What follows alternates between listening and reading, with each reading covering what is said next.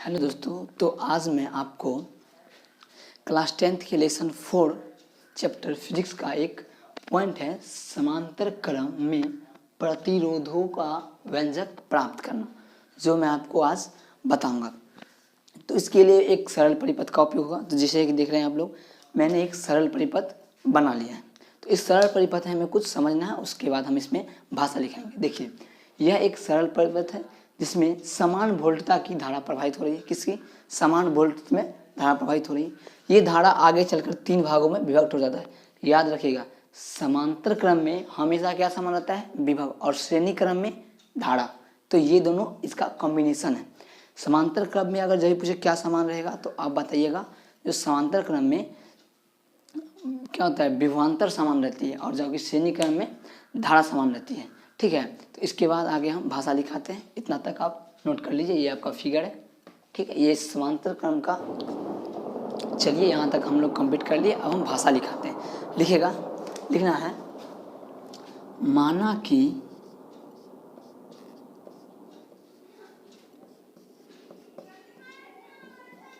R1, R2 तथा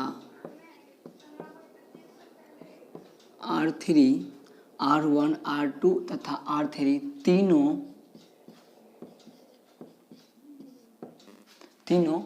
प्रतिरोधों को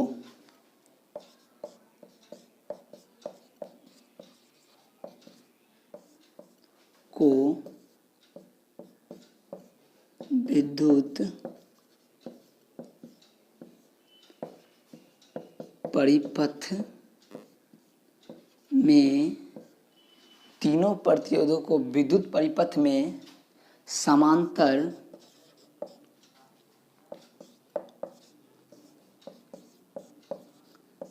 क्रम में जोड़ा गया है। देखिए, यहाँ तक क्या बताया गया है कि माना कि R1, R2 तथा R3 तीनों प्रतिरोधों को विद्युत परिपथ में तीनों प्रतिरोधों को समांतर क्रम में जोड़ा गया। किस में जोड़ा गया है? समांतर क्रम में जोड़ा गया है। आगे लिखेगा, उसके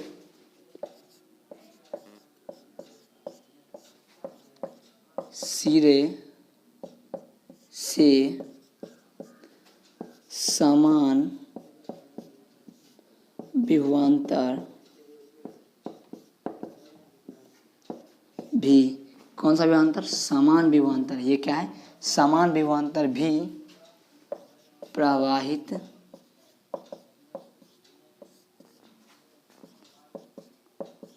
होती है।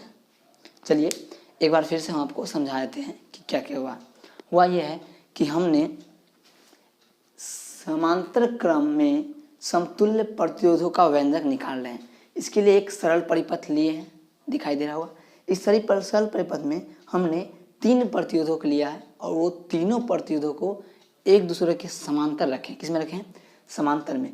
तो कह रहा है यहाँ से कि तीनों प्रतिरोध में जो निकल रहा है ना, इन दोनों को सिरों के बीच क्या है? समान विभवांतर प्रवाहित हो रहा है। लेकिन धारा क्या है? यहाँ पे आने के धारा 3 भागों में विभक्त हो जाता है।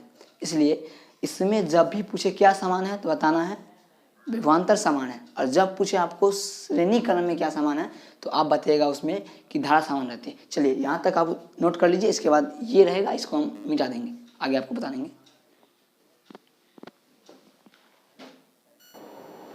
तो आगे लिखिएगा, ओम के नियम से। तो ओम के नियम से हम एक चीज निकालेंगे। इसमें क्या समान है? इसमें आपका समान क्या है? आपका समान है ये विभवांतर समान है। तो ओम के नियम से हम ये लिखेंगे, आई तो अलग अलग है, इसलिए लिखेंगे ओम के नियम से आई बराबर क्या होता है? आई बराबर होता है V/R। आई बराबर लिखेंगे V/R। जहाँ देख लीजिए, आपका आई जो है, आई वो आपकी धारा है, और आपके V जो है आपके विभवांतर हैं, और ये R जो है आपका प्रतिरोध है।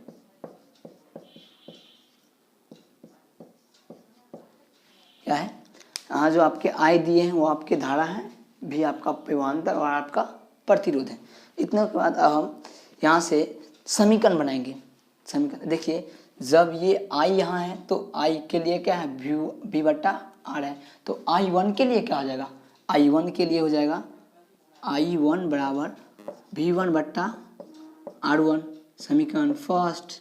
इस प्रकार से आई टू के लिए वी वन बट्टा आर टू बराबर समीकरण सेकेंड। अब थोड़ा समझिएगा, एकदम नॉर्मल चीज समझना है।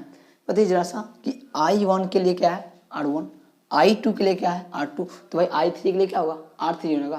तो लिखिए आई थ्री बराबर बी आर थ्री, और ये आपके समीकरण थर्ड। चलिए यहाँ तक हमने 3 समीकरण को निकाल लिए। अब देखिए आगे क्या करना है, तो आगे आप लिखेंगे समीकरण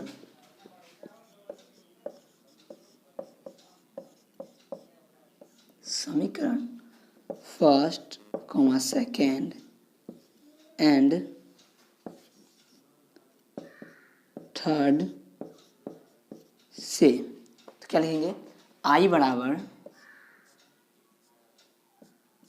क्या होगा, समीकरण फर्स्ट प्लस समीकरण सेकेंड प्लस समीकरण थर्ड। देखिए तो आई बराबर समीकरण फर्स्ट क्या है, आई वन आई टू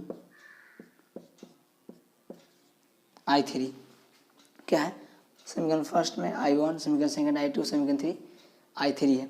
तो अब देखिए समीकरण फर्स्ट में आई वन बराबर क्या है, तो आई वन बराबर आपका है वी बट्टा आर वन,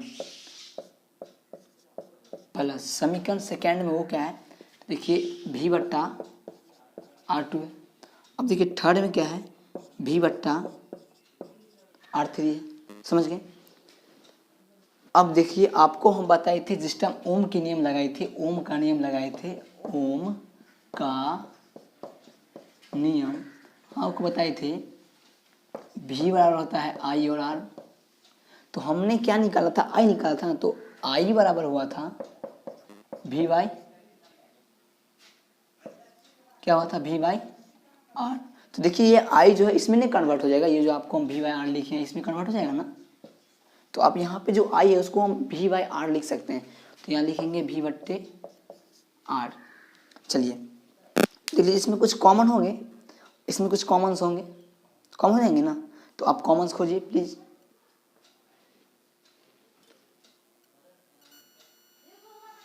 देखिए यहाँ पे जो है क्या कॉमन ले सकते हैं, जानते हैं जो समान रहता है वही कॉमन आएगा। तो इसमें समान क्या है, देखिए इसमें समान सिर्फ बी है। आप सोच रहे होंगे देखिए यहाँ भी आर है, यहाँ भी आर है, यहाँ भी आर है, यहाँ भी आर है, ये बात नहीं है, ऐसी बात नहीं। देखिए एग्जाम्पल ये बता सकते हैं आपको, देखिए ये भी मार्कर है, ये भी मार्कर है, ये मार्कर है, सब क्या है, सब मार्कर्स हैं। लेकिन देखिए ये कौन सा मार्कर है, ये काला कलर का, ये रेड कलर का और ये ब्लू कलर का। तो यही अंतर है सब प्रतिरोधी, लेकिन इसका क्या है अलग है, ये आर वन है, ये आर टू है, आर थ्री है। इसलिए इसमें समान क्या है, समान आपको पहले बताया समान क्या इसमें प्रभावित हो रहा है, वी। तो अब वी यहाँ पे कॉमन ले लीजिए।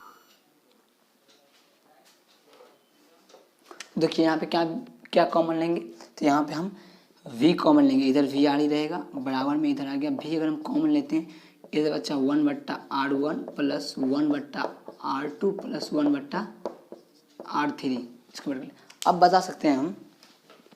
देखिए यहाँ पे जो है ये और ये कट जाएंगे, अगर नहीं मालूम है समझिए कैसे कटेंगे। देखिए यहाँ पे क्या है, इधर आपका है v बट्टा आर, इधर बराबर में आपका हो गया वन बट्टा, इधर बराबर में आपका हो गया v इंटू वन बट्टा आर वन प्लस वन बट्टा आर टू प्लस वन बट्टा आर थ्री। देखिए ये किधर है, इसकी इधर गुना इधर आएगा। देखिए यहाँ से डायरेक्टली इसको हम काट सकते हैं, ठीक है। तो ये आप क्या देंगे, मैंने रफ किया है, चलिए ठीक है। तो आपको जब ये कट जाएगा तो आपके क्या मिलेंगे, अब जो हम नेक्स्ट लिखेंगे वही हमारा क्या रहेगा, वही हमारा आंसर है, वही हम सिद्ध कर रहे थे। तो हम जब आगे लिखेंगे, इधर लिख रहे हैं इधर जगह नहीं, तो लिखेंगे इसीलिए वन बट्टा आर वन। अब सोच रहे होंगे वन बट्टा आर, सोच रहे वन कहाँ से, देखिए यहाँ से यहाँ काटा तो क्या बचा, वन बचा। तो इसीलिए वन बट्टा आर बराबर वन बट्टा आर वन प्लस वन बट्टा आर टू प्लस वन बट्टा आर थ्री। तो ये जो है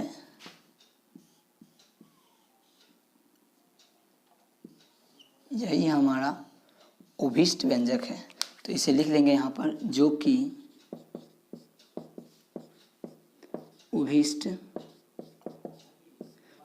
उभीष्ट समांतर क्रम का